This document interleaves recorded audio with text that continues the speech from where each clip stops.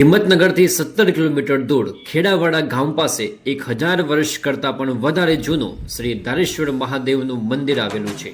અહીં ભાગ્યે જોવા મળતું શિવ પંચાયત દેવાલય પ્રસ્થાપિત છે. દંતકથાઓ અને પરંપરાગત માન્યતાઓ અનુસાર આ શિવાલય પહાડીમાં દબાયેલું હતું, જેનું ખોદકામ કરી દર્શનાર્થે ખુલ્લું મૂકવામાં આવ્યું.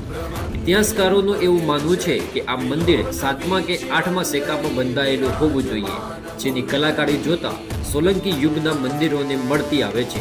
આ સ્થળે વાલ્મીકી ઋષિનો આશ્રમ હતો અને નજીકમાં સપ્તેશ્વર ધામે ઋષિઓ મળતા હતા.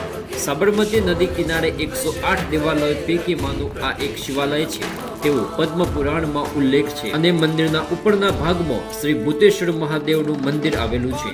અહીં આવતા જ મનને શાંતિ મળે છે. શરીરમાં જાણે નવી ઉર્જાનું સર્જન થતું હોય તેવી અનુભૂતિ થાય છે.